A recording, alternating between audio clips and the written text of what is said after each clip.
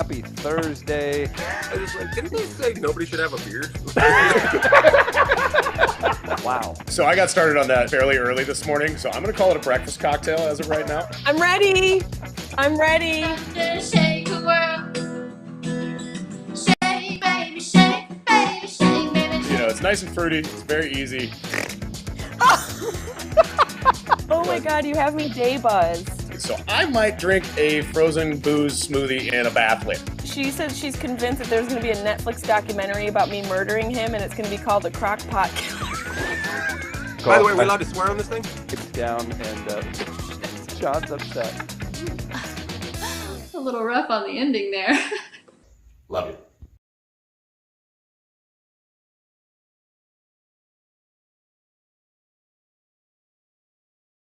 We are live, live, live. We are live, live, live. We are live, live, live. We are live.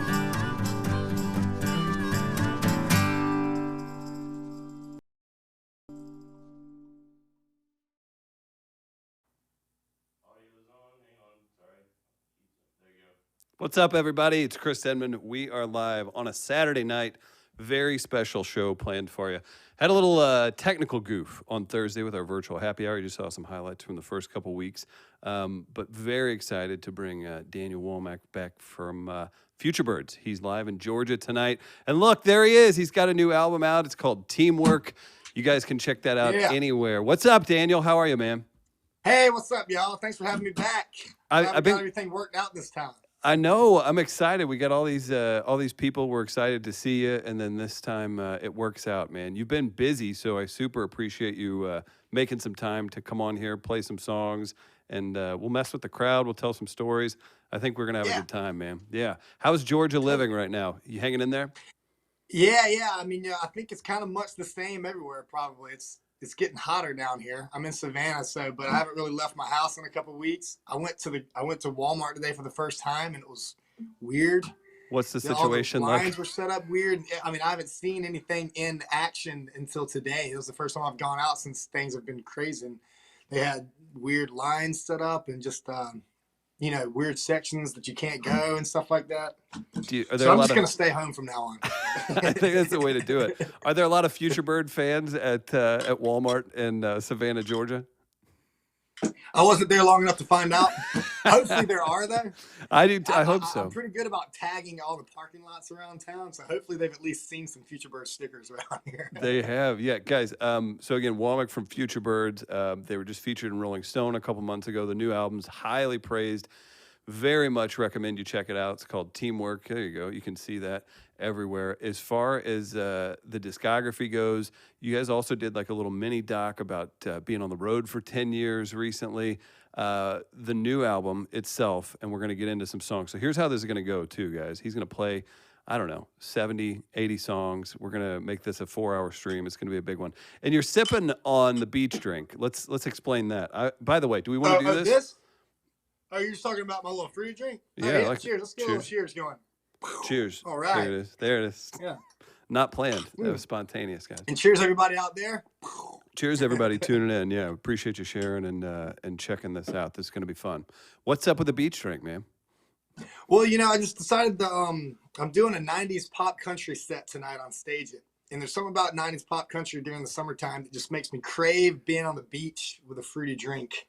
And so I'm close to the beach, but I can't really get on it.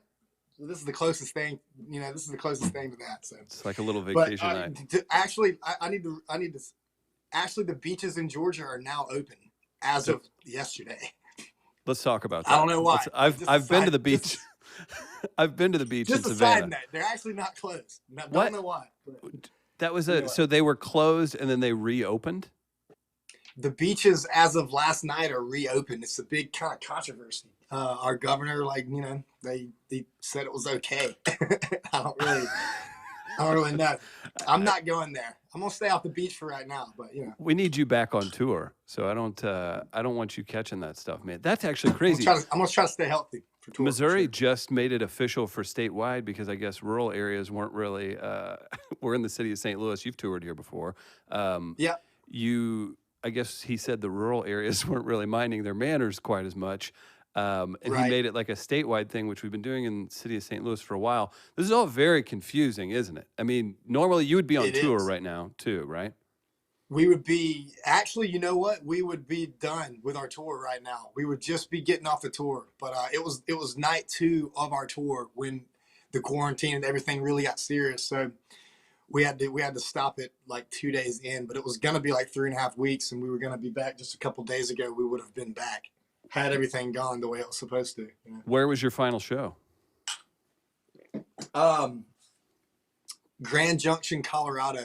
We were going to hit Denver, and then we were going to hit a couple spots around Colorado, and then Grand Junction. I think we were going to hit it on the way out, and then just head back east after that. So, Well, that was the initial plan, anyway. You know.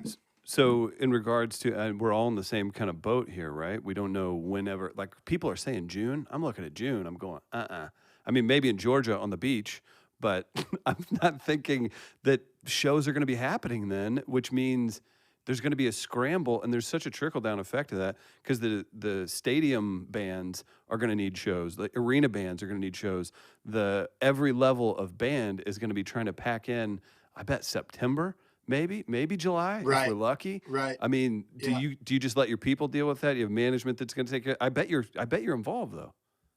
Totally. Yeah. No, I totally am involved since, that's, one thing about being an independent band is we're, hands on most of the decision making. So what we're talking about right now is we're trying to book a tour, backyard party tour that was going to be maybe in late June and July, but we're just worried to book it just because we don't know what's going to be in the next week or two. Things could be totally different, and just it could be gone until August or something. We don't want to book another tour and then have to push it back, push another one back.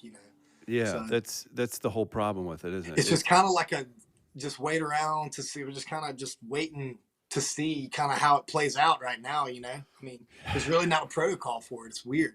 It's very strange, and it's hurting it's hurting every industry, I guess you could say. But tell you what, guys. So we've got Womack from Futurebirds. Again, check out the new album Teamwork. He's got T-shirts available from one of my favorite songs. He's got lyrics available on the T-shirt. Where can people find T-shirts that you're pushing right now for the new album? Or actually, it's from the older album. Excuse me. Yeah. It is actually. We made a lyric tee. We released it yesterday, and it's actually from a song that we released on our album Hotel Parties. It's called Rodeo, but we thought it was relevant right now with the quarantine. Because there's a line that says, "God damn, I miss my friends." Excuse my language. I don't know if I can say that on here. Hey, this is late night. We're kicking it, man. You had a beach drink. I'm having a cold one. Yeah. Okay. Good. We're relaxing. Well, people, go buy the shirt. Follow Futurebirds on Instagram, Facebook, all that. We're going to be hanging out. If you're in the comments, let us know your favorite Futurebirds song. Let us know that you're having fun. Be sure to share this. Invite your friends in on this. He's a busy dude, and we certainly appreciate Womack joining on this. So if you can support in any way, he just helped raise over $50,000 at a show that's going to replay tonight, right? That's right. Yeah, it's called Together for Texas, and it's over 40 local restaurants around Waco, Texas, and there are a dozen different bands, Futurebirds included in that, and we were kind of a part of this virtual stream that was it's called Together for Texas, put on by Sendero, which is a hat company. They're awesome dudes, and they put it on, and it was just for a good cause, and they're going to rerun it tonight right after this at 8:00 Eastern Standard Time. It's going to air over at Sendero. So, Who are some of the other artists on that show? the guys from Houndmouth. Let me see. I should know more, honestly, right now. People can go check out your Instagram page. It's got all the info, and it's such a great cause. And man, I'm just trying to find the positives anywhere we can during all this stuff, man. And I think that performers being able to spread a little joy virtually is definitely one of those ways to do it. So so it's Philip Phillips, Houndmouth, David Ramirez, Night Traveler, Shane Smith and the Saints, Thomas Sorba, and Chase Bryant. And very cool. Very cool. Well, check that out, guys. That's going to replay. I'm a fan. I dig several of your songs. I would love to. You want to kick something off? Give the people what they've been waiting for. Hit them with a song. Yeah, man. What you got for us, brother? Well, I guess since Teamwork is the talk of the hour, I'll do one off of that to begin with. And this one is called Trippin. It is about so good. It's about an anti-hero couple that minds their own business, and in doing so makes the world a better place. We'll talk more after Just, the song. Guys, enjoy Trippin' with Womack from Futurebirds. This was Trippin, guys. Thanks for having me.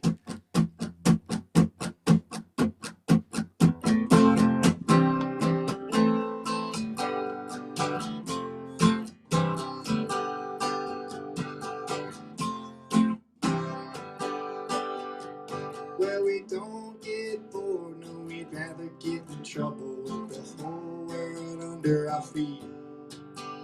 And we long lost count of nights we spent together, smoking weed and solving mysteries, keeping heaven close within our reach, making history. 'Cause I would have held you, baby, if I didn't have you. It's taking its time to show itself now. It's always been true. It took a long time.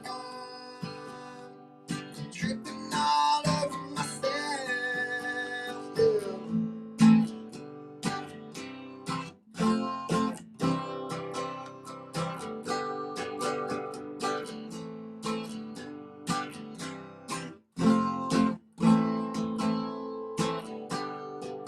And we were never too afraid to say we don't know shit. We chose to have fun with it. We'd be laughing like the devil on a rainy summer Sunday with the decent people shaking their heads. We didn't want to change the world. We could barely change the sheets of our bed. 'Cause I would have held you, baby, if I didn't have you. It's taking its time to show itself now. It's always been true. It took a long time. I'm tripping all over myself as I'm riding out till I got nothing else.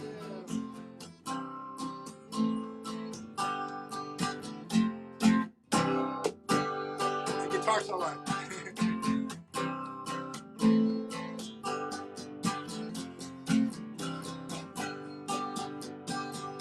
I would have held you, baby, if I didn't have you. It's taking its time to show itself now. It's always been true. It took me a long time. I'm tripping all over myself.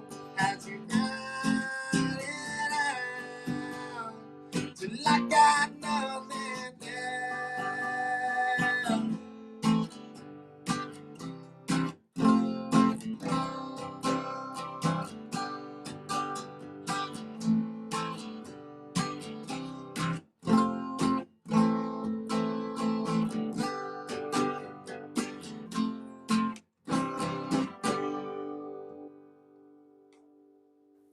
Trippin' off the new album Teamwork. Right. Womack, man, you're coming in strong, buddy. Who's the couple? Thanks, man. Who's that couple that song's about? It's probably based off of my own girlfriend experience. You know, me, my lady, and myself. We like to think we keep to ourselves. You know. But I wanted to make it. What I'm trying to do is just, you can apply it to whatever situation you want. I mean, it's a little bit about intuition and kind of for the longest time, I feel like I second guessed kind of instincts, Right. And so it's kind of like tripping all over myself. That's kind of what I'm talking about. It's like, and once you kind of release that and kind of like let stuff go, it's things are easier and they make more sense when it's like kind of like don't try so hard almost as well, I love that. There's a lot going on in there. There is. The self-depreciation is one of my favorite parts too. The mentioning of the decent folks. Right? Yeah. I grew up in a small town, and it's definitely like there is that feeling of that. It's like, we're just kind of shitheads, just working through it, aren't we? Right. Yeah. Well, and that's kind of like the idea behind that line. I was just thinking, people are busy, worried about other people. If they were busy, if they would focus, if they would shift their perspective on whatever makes themselves happy truly, then I think the world would be a better place if everyone focused on what they truly loved and what made them happy. In the case of this couple, it's each other's happiness. So they just focused on on themselves. And so they didn't mingle and worry about judging other people. And if the whole world was focused on what they love, naturally the world would be a better place. That's very well spoken. I just want to follow up on Thanks. that. A thought. How strange is it? I'm sure you have heroes from the 60s and 70s, songwriters, that, there wasn't quite as many distractions. You could write a very similar, I guess, correlation, love song, whatever, understanding song about somebody getting mad about Facebook pictures getting liked. You Sure. can think of Absolutely. and back in the 60s and 70s, it would have been just actual jealousy rather than kind of faux jealousy that we deal with on a daily basis now, right? Right. Sure. It's a weird world, man. It is. You're talking Strange time. about love and songwriting and everything else. So I mentioned it at the top of the show, and I'm sure you've been mentioned a few times, but being a musician, being who you are, and then following the people that you followed, what did it mean to get that big feature recently in Rolling Stone? And I mean, again, does that hold something? You seem like a guy that might hold some special feelings for. Oh yeah. Come on. Every band wants to be in the Rolling Stone one day, It's, Right. It was a dream come true. It really was. It was cool. We kind of been mentioned. We've had kind of nods before, but that was a legit feature, and so we were really proud of it, And we've been in the band 11 years now, and I feel like that was like, man, we could have used that article a decade ago. Like, guys, we've been here. I felt like we've been working so hard. I just felt like we earned it, and everything was falling into place, and we're just super stoked and grateful to have that happen. It comes across in the music too, man. You guys always have a good time with it. At what point in this journey that you've been on did friends, relatives, kids from high school start taking it serious? Man, I love that question because for me, it was a long time, man. I'm from a small town, so for the longest time, man. I'm talking years. We would go to shows, and everyone would kind of like know. Like the other people in my band, Carter and Thomas, they're from Atlanta. They've got a lot of friends, naturally all over the place. So in the earlier days anyway. So forever, I was just like, I didn't have anybody in my home team, any of my familiar people, family or anything. They were not at the shows for the longest time. And so honestly, it's probably not even until the last 2 years or 3 years that people from my hometown really start kind of paying attention. The past year, especially with Teamwork, it's kind of taken on a whole kind of level, But absolutely, for me personally, it was a while, man. It really was. For sure. I think that's just so relatable too. And I mean, whether it's you're in a band and you're like, no, we did Bonnaroo like 5 years ago. No, Bonnaroo, and then Bonnaroo what? It's like, shut up, but you get a real job. That's what I feel like. Yeah. You're kind of combating all the time. Like you'll see somebody. I talk to a lot of comics, and I've talked to plenty of musicians, and they're on Letterman, or they're not Letterman. They're on a late night show, and then 2 nights later, you have an off night on a Tuesday in Wichita. And there's 20 people at your show, and you look like a loser, or you feel like a loser. I'm sure you still play just as hard, but it's a weird perspective thing that artists deal with, isn't it? Absolutely, yeah, man, definitely, dude. You play like we go from playing hometown show in Athens, Georgia Theater. They're all gonna be like that from now on, man. Like that one was awesome, and yeah. We've learned that lesson the hard way many times. You certainly have. Whenever you got things kicked off, I have a guess, but and you don't have to say the Rolling Stones or anything like that, or the Beatles. But who was your immediate influence? Like, who did you feel like you would be right behind? Who were you wanting to open for, and what path did they carve out? So you have a band in mind. You guys, Futurebirds, are getting things going. Did you have a specific band that you were like, hey, I think they're really good. I could follow them? When we were first, do you mean like the current band when we were first? Yeah, starting out? yeah. You don't have to go into Yeah, for sure.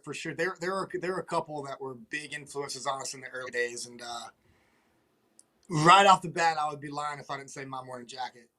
Obviously, from the time, for sure. It was 2009, and it was like we had just discovered Okanokos, and I was like, what's this band, My Morning Jacket? Okay, like they were just in Athens, but I missed them, but now I am into them, and I remember every house we went into of our circle of friends, there was always like Okanokos was on the TV. It was just like thing. And then we went to New York and saw them at Radio City Music Hall, and I was just like, I remember being up there and just being on weird psychedelics and being like, something's changing right now in me. Like this is there's something happening. I'm seeing different colors. I'm seeing new colors for the first time. And so I would say My Morning Jacket was a big influence to begin with. It was just something about it. And we were careful to begin with how we presented ourselves because we didn't want to get pigeonholed, Right. But that's not the only reason we did it. It was Band of Horses. I mean, it was all that stuff that was happening around the late 2000s was just rad, And so all that reverb, even the Elephant Six crowd out of Athens was a big influence on us, Olivia Trimmer Control and Apples in Stereo. I mean, Neutral Milk Hotel, all that kind of stuff too, just. I love hearing that. I love the acknowledgement of that, man. Like I don't know why anybody would or why I'm even thinking of this, but just the lack of ego in that, where you're just like, of course, those are great bands. And of course there's notes of that you can hear. I think those are great nods to those very talented bands too. Yeah. Absolutely. Thanks, man. Yeah. Well, we started that.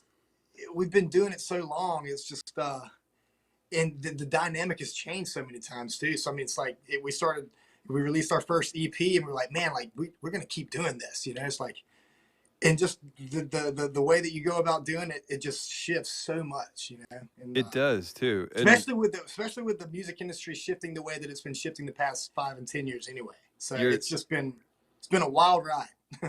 Man, you're setting me up perfect. I've got questions about the industry. Do you want to play another song and then we'll jump more into record label stuff, management, what new artists should do, what your experience has been?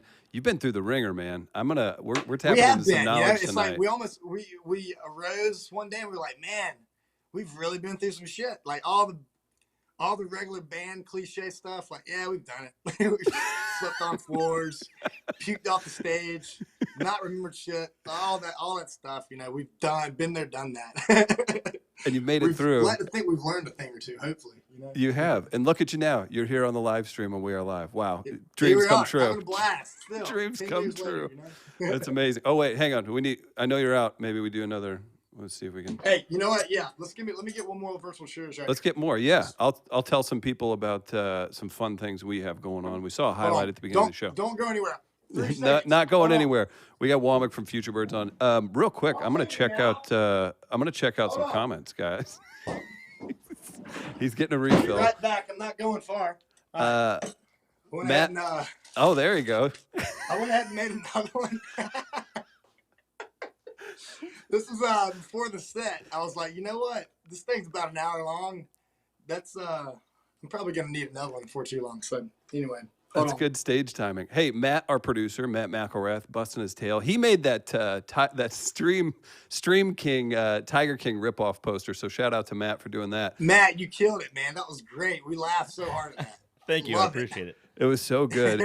We can talk Tiger King too. Drop us your favorite Tiger King quote in the comments. Matt, do we have any comments we need to get to? I like acknowledging the folks for tuning in on these things. We do. I think we got to shout out Tammy Gow over on YouTube. She says hashtag bird fam, Womack hashtag ready with a cutesy face.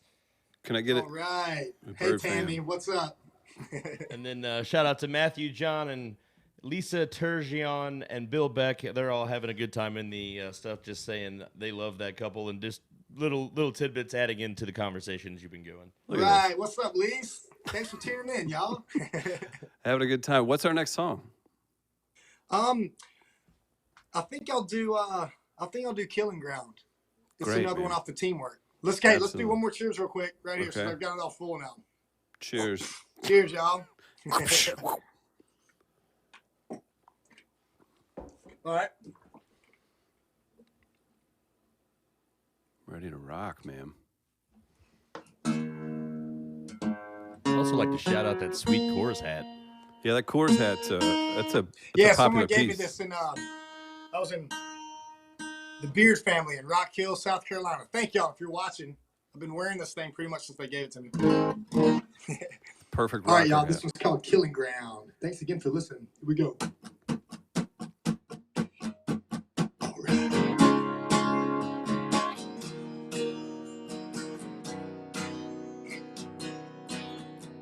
there's something on me. It always keeps me in my head. Takes me back to some place I shouldn't go again. 'Cause you could be my blessing. Baby, you could be my curse.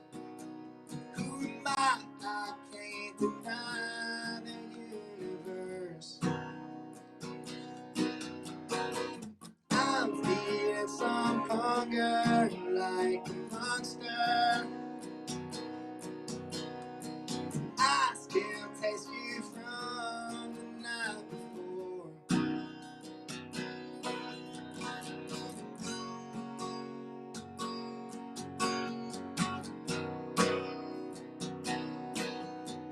It's intoxicating.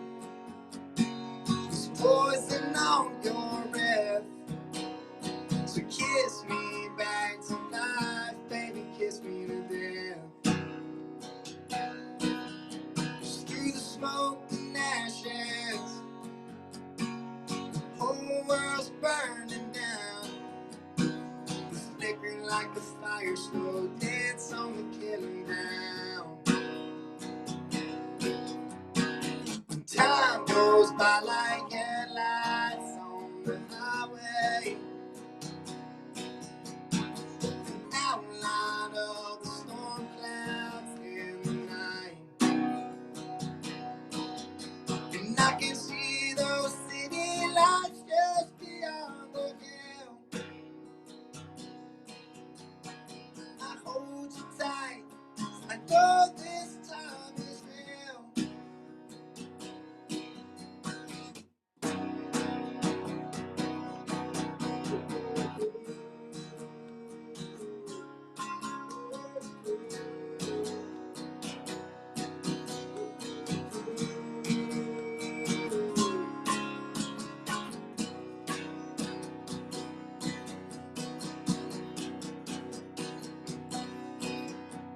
And if I had my chance, I'd do it all over again. Find one thing you love and let it do you in. I'm feeling some hunger like a monster. And I may die before it's satisfied.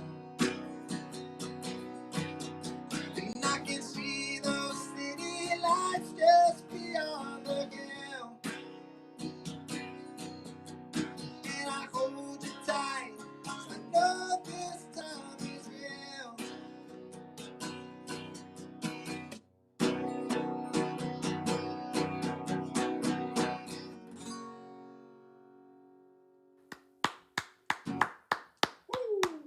Thanks, man. This is fantastic. Everybody Thanks, in the everybody. comments having a good time. Guys, don't be afraid to hit share. Uh, we got a few people letting us know they've seen Tiger King as well. Vanessa is quoting it. We got our buddy Buzz saying, she'll never get $1 million out of me. I don't own anything. That was pretty good. Have you watched Tiger King yet, man? You know, I'm not ashamed to admit that I've already seen it twice all the way through. I mean, come on, we got a lot of time in quarantine. I'm like, I'm just gonna kind of let it run, you know. I think we have to. What crazy timing! That story is just insane. But then this pandemic hits, and it just makes it even that much wilder for that many more Right. eyeballs to get on it. I'm telling you, man, the celebrities involved with that, everything to do with that is crazy. Obviously, you've got the Tiger King guy. Have you watched all the way through? I don't want to spoil it for anybody. I just think they're all criminals. I guess I could say they all look pretty. They all look pretty rough. A lot of sketchy stuff going on in the tiger world in Oklahoma and South Carolina and Florida. I mean, it's so bizarre. Why did they even communicate? it never really even elaborates on why he hates Carol Baskin so much. It doesn't really there's not really a one. I think it's just like beef, just to for fodder, maybe for his YouTube channel or something. And then it just got way out of hand. Then it's like, dude, Vince McMahon does that too, but he doesn't actually look into doing things that he went to prison for, man. Come on. If you're going to do the theatrics, have at it. But man, oh man. I want to call this out. You've done some stuff. The dude in South Carolina who appeared to be the most, I guess, business savvy of the group, was it in South Carolina? Ansel. Doc Ansel. Can we talk about Doc telling the documentary crew? Guy. What a strange guy. Of all the dumb, rude, weird things he did, including gassing tigers, it bothered me the most that he was telling the documentary crew where to set up their shots. I was losing it. Yeah. I love how they kept all of it in too.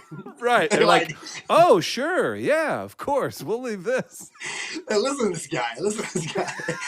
He's telling us how to run our show. Oh, you did Letterman 20 years ago. All right. So you'll run this production. All right. Sure, Doc. Yeah.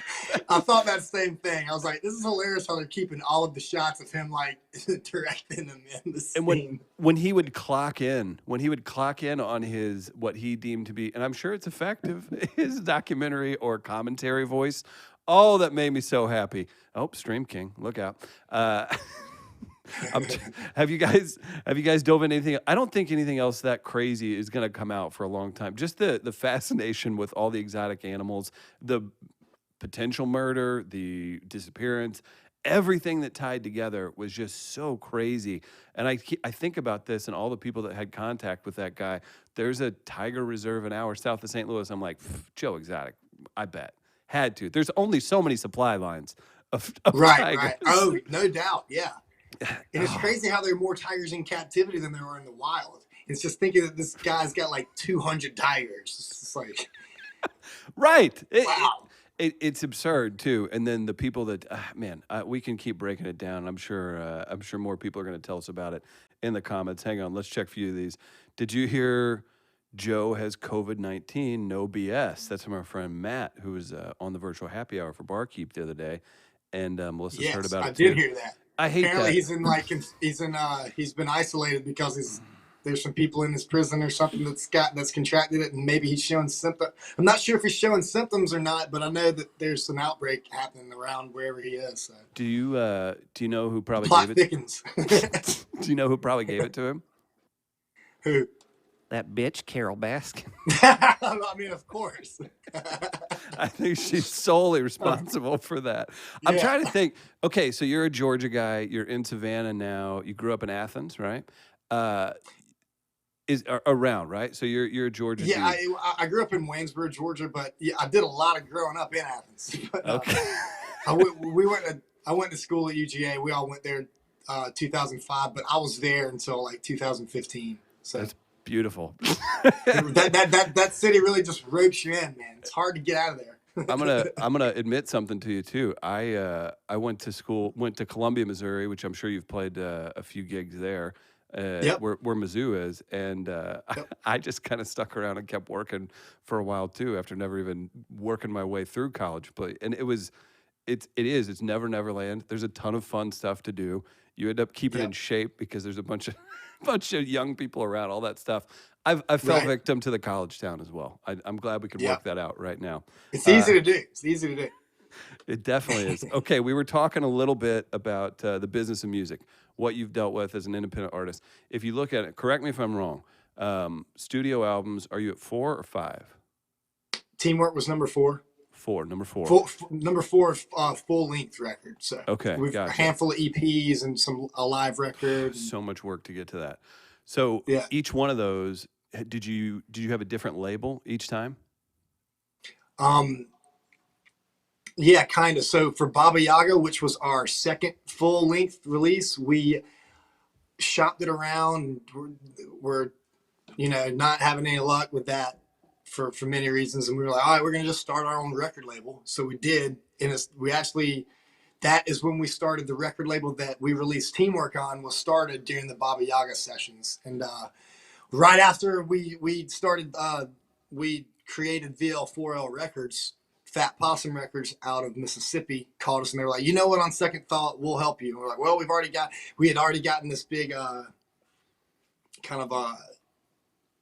we gotten a lot of money from these investors, that type of thing. So we're like, all right, they were like, that's good. We'll just tie that into the deal. And we're like, okay. So we joined with Fat Possum. So the first one was Autumn Tone. They released Hampton's Lullaby. Second one was VL4L and Fat Possum. The third one was record label that is not around anymore called Easy Sound out of California. And then the fourth one, we shopped it around for Teamwork. We shopped it around, and it was ready for like 2 years. And we were finally like, you know what, man, like we're doing it ourselves. We can do it. We believed in it.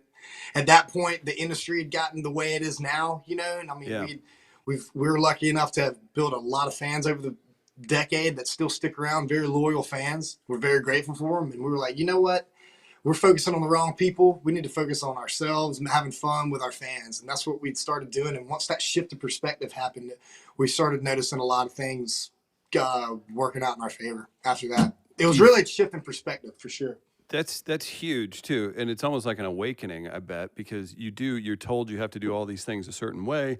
You gotta rock out with a manager, do this, follow this, you're going to end up giving, 70%, 80% of the money that you make to the label, to everything else. And then we won't even have to get into Spotify and streaming services and all that stuff, which is a whole mess. But I think it's probably like an awakening, right? Whatever you do, where you have done enough, you've gotten a little bit of major success, and then you can kind of blow the doors open. Then maybe you've just built up enough to sustain and then create momentum as you continue moving forward, because you do have that fan base.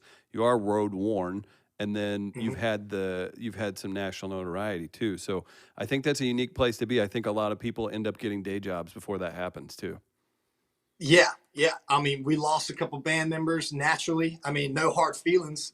Yeah. It was just like there was a couple points that we came to that was like, clearly it's like either you're in this, either you're ready to grind it out, or this isn't for you, So, and it's no hard feelings either way, because it's not for everybody, It's like, I mean, that's kind of what Hotel Party's record was about. It was like kind of us becoming adults and being like, oh, this is hard. There's some grinding involved. It's not going to like, we're not just going to blow up and become rock stars, So no, it doesn't happen. Do you?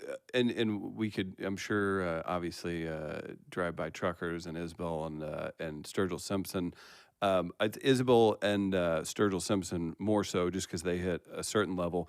Do artists like that, and I could be wrong too with the story, but I've followed them for a while. Do artists like that and their massive success, seemingly doing it mostly their own way, does that give you encouragement for how you want to do things? I mean, yeah, dude. That was when Sturgill had his thing. What's the record with Turtles All the Way Down? The one that was like, no, Sailor. Oh, okay. Yeah, I was gonna. Well, so he got big there, but then he just blew it off out of the charts with his newest album, or not his newest album, right? With Sailor. Yeah. Right, so, because like when he was up for a Grammy, it was like writers of this record, and it was like Sturgill, and then you got like Beyonce, and it's like pages of writers. That was awesome for people like us. I mean, he's a champion for people like us, It's huge, and it's cool to see that moving forward. Let's get a few comments, and then you down to do a couple more songs? You do one more song, we'll talk a little more, do one more to close it out. Awesome, absolutely, that sounds great. Awesome. What are you thinking there, Matt, producer? We got some comments. Bill Beck would like to know, as awful as the streaming services are pay-wise, aren't they a necessary evil for when it comes to building the brand? Yeah, and I can talk a lot about that because we were on the front lines of this whole thing happening. So when we started when we started the band, Spotify did not exist. And I remember about a decade ago, or however long it was, we were in New York about to play on the side of the street in Manhattan for this little company that was starting up called Spotify. And we were like, what exactly is it? And they were like, it's kind of like Facebook for music. And we were like, I just don't get it. And they kind of all looked at each other and they kind of chuckled and they were like, you'll hear about it, And here we are now. So, and I mean, and the shift in perspective that we had was all a part of it as well, because we realized that you're not going to change the way that the industry and the world is moving. And if you got to make it work for you, and so we're like, there's value in having someone hear Futurebirds in across the world and have access immediately to our entire catalog. There's value in that, and you can't deny it. But the problem is that in a new industry, anytime there's some sort of new market that evolves, like the streaming industry, there's a period of time there where we don't know how to deal with it. So in the meantime, the people like Daniel Ek and the people that invented all this are raking in the money. And there's a little bit of time that where data has to accrue before we can be like, oh, wow, the numbers should be going here, And that's happening right now. And people like David Israelite, who is the president of the NMPA, the National Music Publishers Association, he's the one on the front lines for people like me they're fighting the streaming fair royalty battle right now. And the MMA was passed September 2019. And that was going to be a 44% increase in royalties, biggest in history.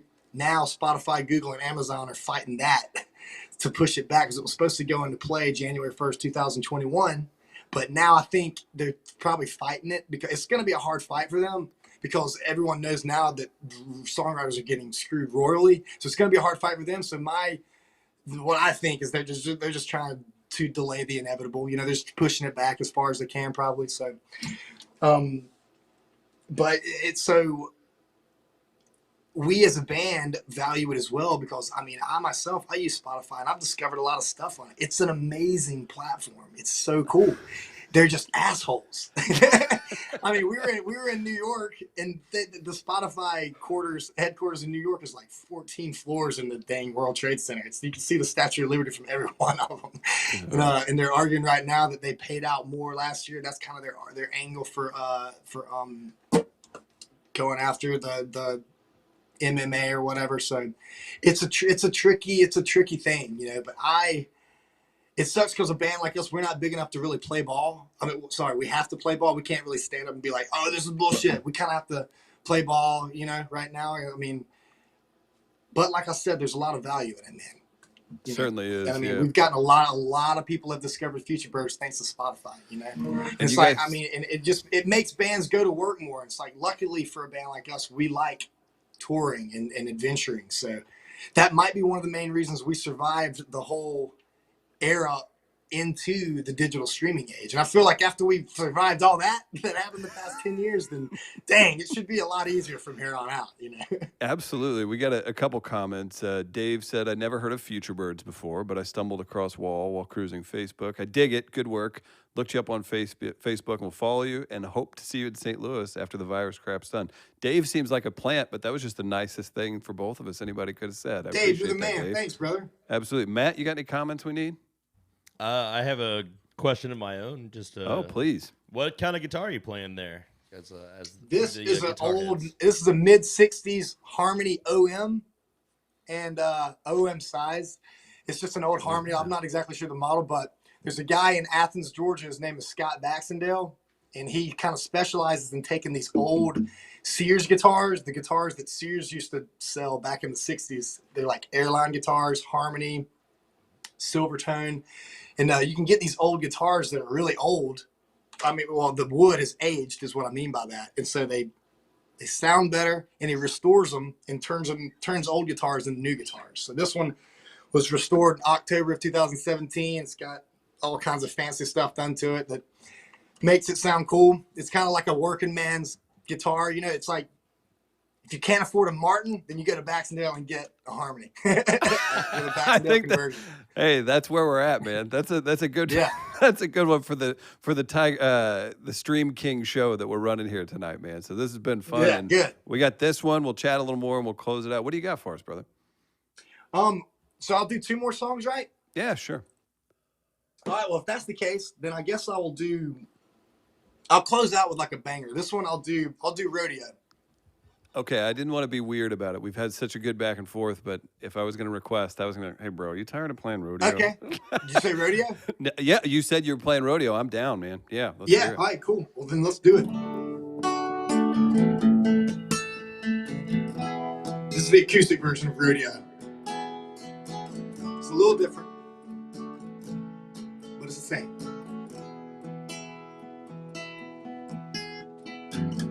Baby, come on, been through this before. Digging up old bones, we run in circles. I'm not ashamed to say, you got me wound up.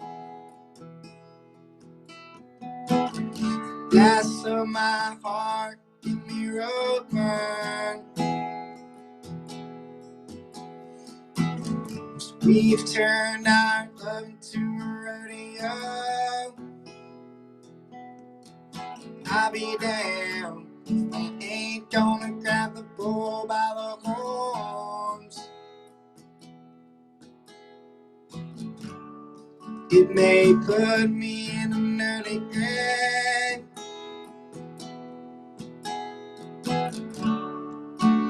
I would have it no other way.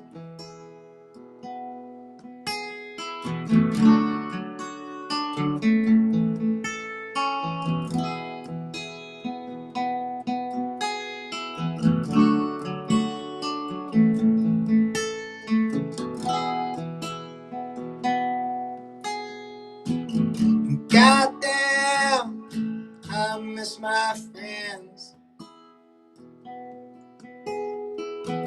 Just chasing empty dreams and leave you helpless. 'Cause no one knows me like you anymore. Don't forget there's a debt I owe.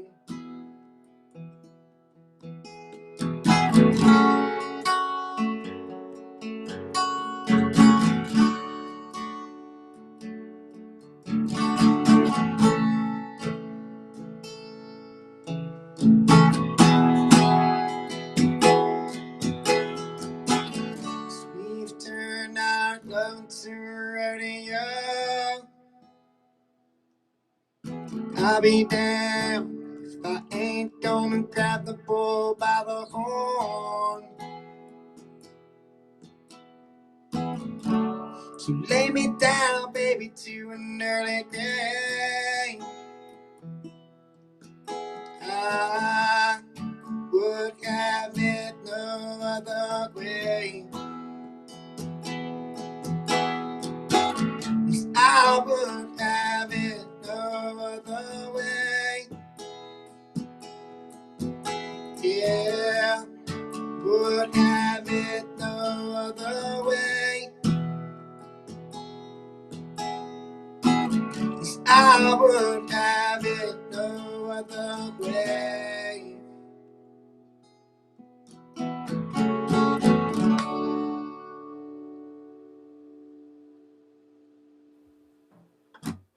Incredible. Wow. Thanks, y'all. Fantastic version, man. I love that. Thanks, man. I appreciate that. Is I that really like playing the stripped down acoustic version. I was gonna say it's got a lot going on the recorded version. Is it more enjoyable to do that? Just maybe it just feels like you're working a different muscle. I love playing it. I love playing it with the full band too. But since Carter and I in late 2016, we kind of started doing these living room shows. Just whenever we were off the road, we would just do some living room shows, and they were a lot of fun. And we kind of reworked a lot of these songs to kind of arrange them to be more suitable for acoustic and stuff. And a lot of them, I found out, I almost do like more just playing them simple and acoustic. And with the quarantine, for example, I've been doing these streams, and I reached deep into the back catalog and songs that we just forgot about, and I've reworked them and rearranged them, and I'm just like having fun with them again. It's really cool. Another silver lining of the quarantine. Cheers to that. Cheers, man. We got a bunch of people commenting. Everybody's really enjoying that. Got some new fans, so I'm happy Thanks, to hear y'all. that. you guys be sure to go support Futurebirds. Follow them on Instagram, Facebook, wherever else. April's letting us know the show's thebomb.com. She's not going to be missing another one. All See, right. we could do some of these, and then you build it up, and then we sell out the venue that you come play in St. Louis. So that's what we do. That's how you guys continue to show support to Womack and his buddies in Futurebirds. So real quick on Futurebirds and how you guys formed. You said you guys were going to school. Was it a college friend band? Is that basically how you got started? Yeah, for the most part. Yeah, Carter and I met freshman year of college, and for forever we were partying together and stuff. And he was like, "We're gonna start a band. We're gonna start a band." And I was like, "All right, man, awesome." And we came back from Christmas break one time, and he was like, "All right, it's time to start a band. This has been going on for months." And I was like, "Okay, well, I gotta let you know, I'm not that good at playing the guitar. Like, you keep saying this, and that's great." But he was like, "That's why I want to start a band with you." It's like, everyone I've been in the band with is too good. It's like, I want to start a band that's just like strumming an E chord. We're just gonna scream. And I was like, "We've come to the right guy." So That is so perfect.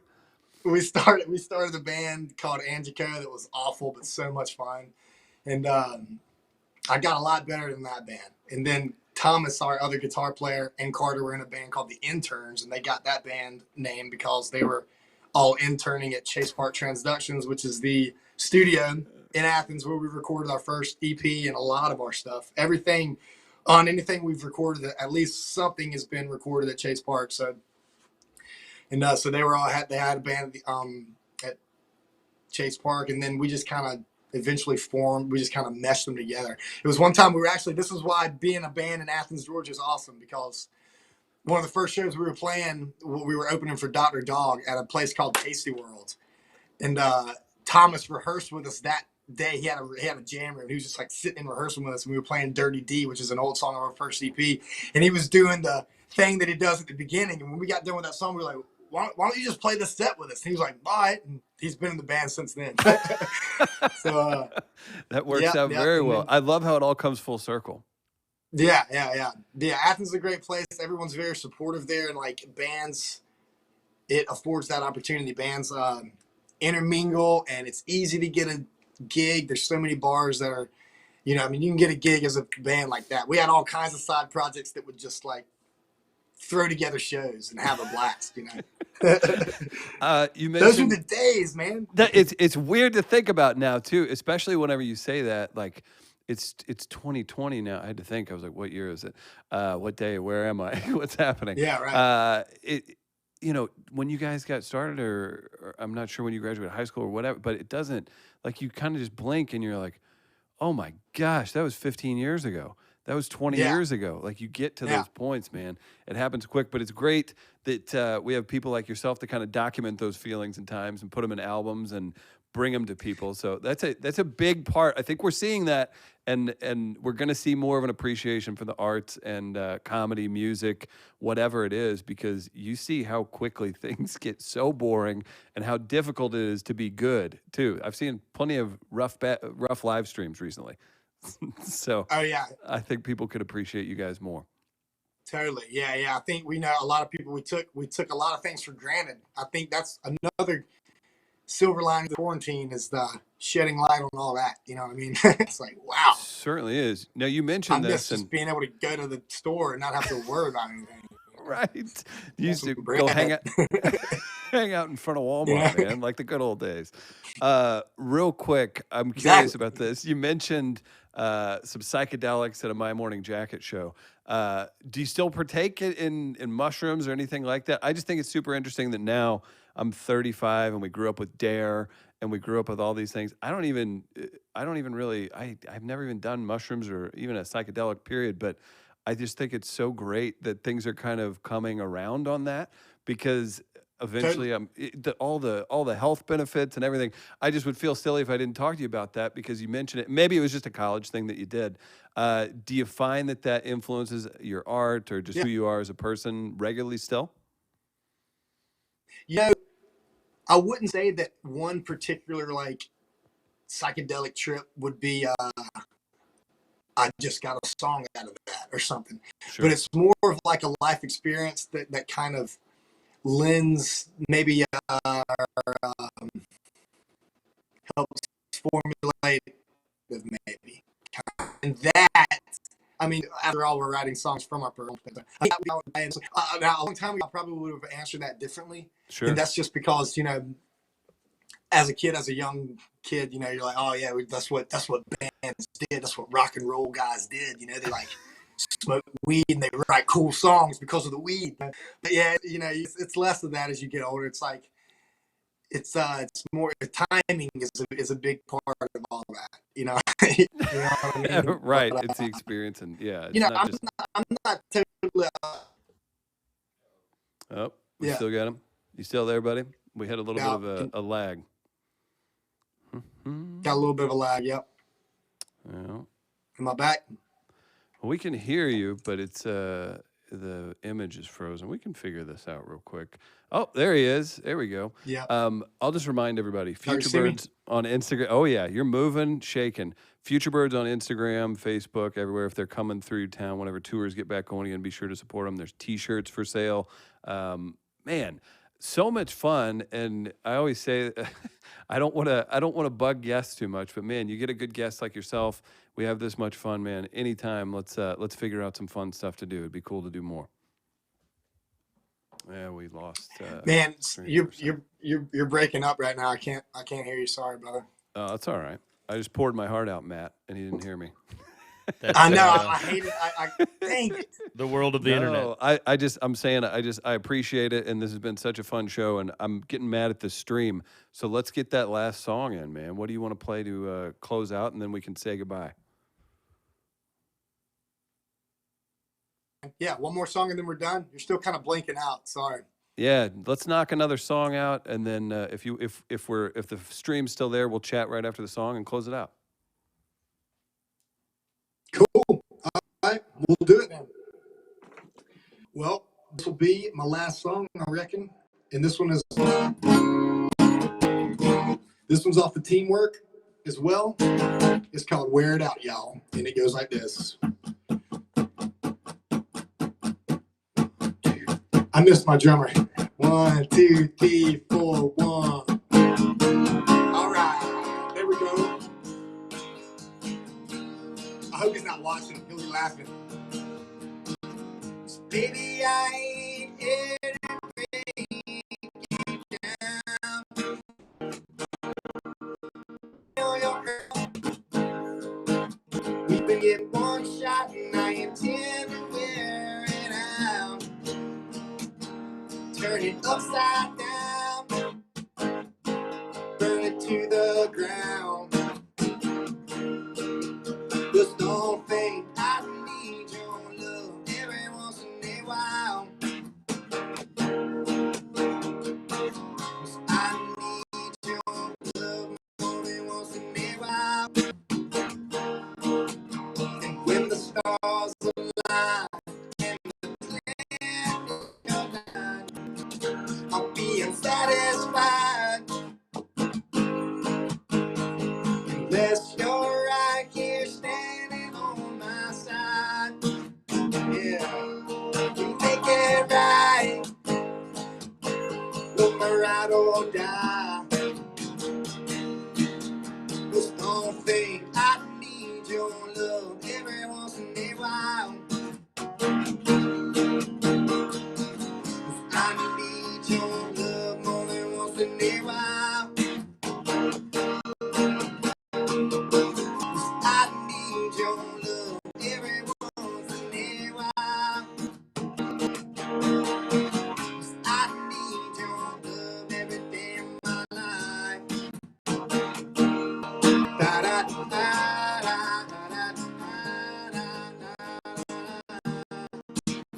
That's the sax solo.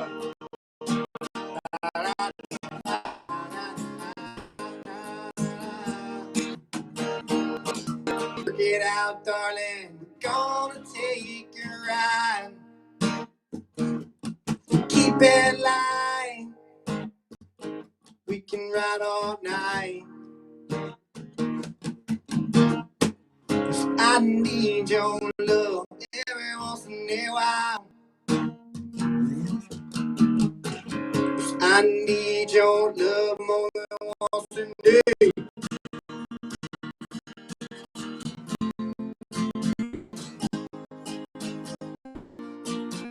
I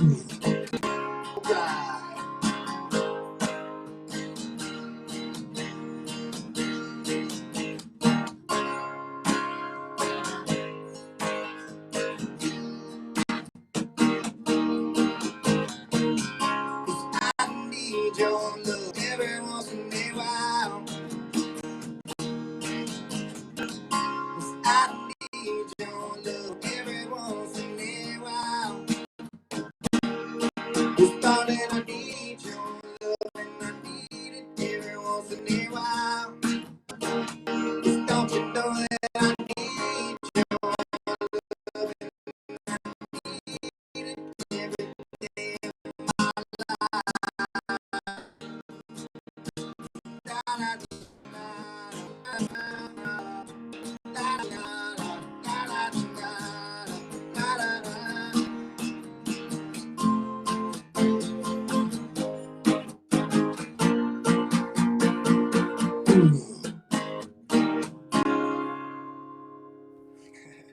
Banger. That was it. The sax solo was the best. Nice. I can hear y'all a little bit. I'm kind of frozen on the stream, and I don't know if y'all can hear me or not. But I think you can. I'm glad. Good times with the internet during the COVID-19 crisis. Guys, go out if you can hear us. Follow Futurebirds on Instagram, Facebook, everything else.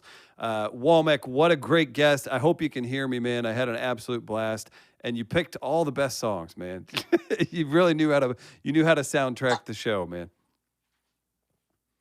I had a blast too, man. Thank y'all so much for having me on. Sorry it messed up there at the end. I'm kind of blanking out, but No I worries, had a blast, man. Thank y'all so much for having me. Absolutely. We'll do it again. Guys, thank you for tuning in. Be sure to check us out. Support all the people that support us. Check out Futurebirds. And Womack, we'll do it again, man. Take care, buddy.